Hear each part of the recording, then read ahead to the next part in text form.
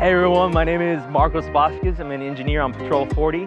We're here at the Mecca Splash, and this is Report on Conditions. On today's episode of Report on Conditions, we take you to a vegetation fire that occurred near the city of Menifee. And we highlight the Interstate 10 memorial sign unveiling for Assistant Chief Josh Bischof, Fire Captain Tim Rodriguez, and Pilot Tony Sousa.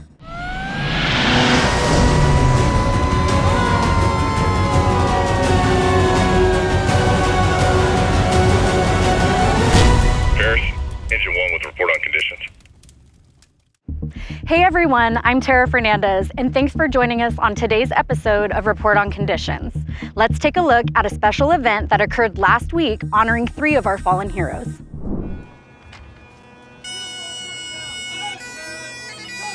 In August 2023, a helicopter went down in Cabazon.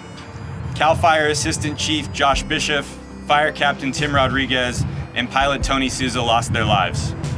After the tragedy, I stood on the assembly floor to ask my colleagues to adjourn in their memory.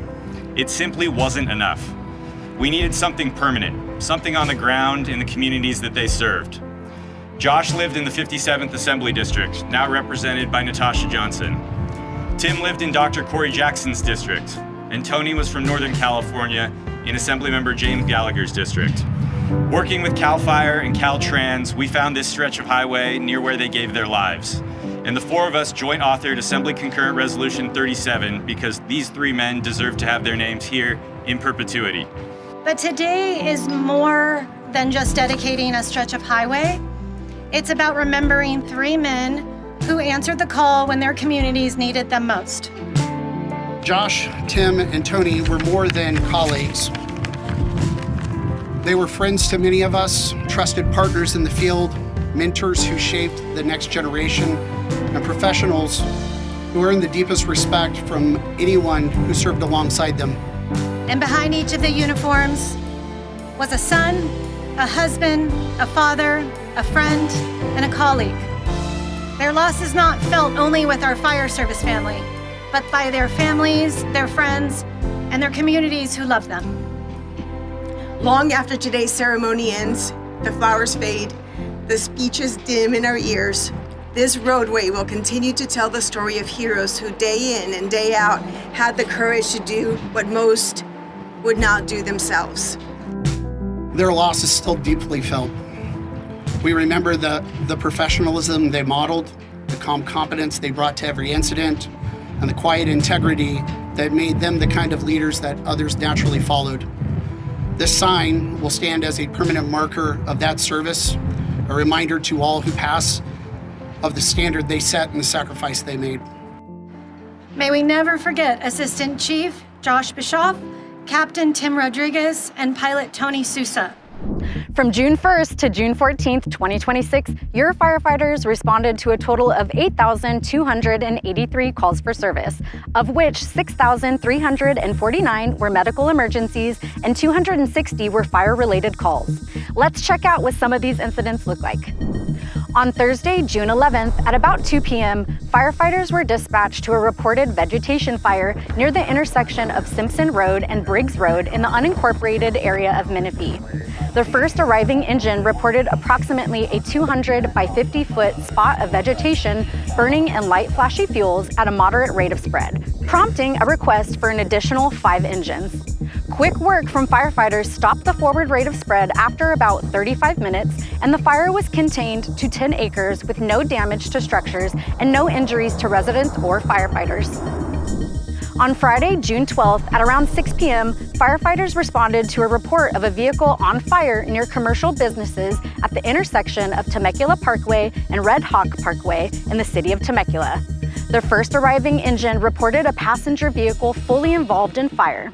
Firefighters were able to quickly contain the fire to the vehicle with no extension to nearby vehicles or structures, and were committed for about an hour working on overhaul. There were no injuries reported. On Saturday, June 13th, at around 5 p.m., 911 dispatchers received multiple emergency calls regarding a house on fire in the 24,200 block of Villa Vargas Drive in the city of Moreno Valley. The first arriving engine company officer reported a single-story residence with smoke visible from the backyard, and shortly after confirmed a working attic fire. The incident commander requested SoCal Edison and SoCal Gas to respond to assist with utilities. The fire was contained just after 6 p.m. and the American Red Cross was requested to assist 2 adults and 4 children that were displaced from the damaged structure. On Saturday, June 13th, just before 6:30 p.m., firefighters were dispatched to several reports of a boat on fire in Lake Elsinore. The first arriving engine reported a small to medium-sized personal vessel fully involved in fire in the middle of Lake Elsinore with 4 victims in the water. Citizens aboard a nearby boat were able to safely retrieve the 4 parties and bring them ashore for assessment and treatment of minor to moderate injuries. 1 patient was transported to an area hospital for continued treatment. With assistance from Riverside County Sheriff's rescue boat, firefighters were able to make access and contain the fire to the vessel of origin, which was then towed to a dock where firefighters completed overhaul operations. The vessel was removed from the water and released back to the owner, and the investigation was turned over to law enforcement. No firefighters were injured. Let's take a moment to highlight promotions and retirements within the department. Congratulations to you all.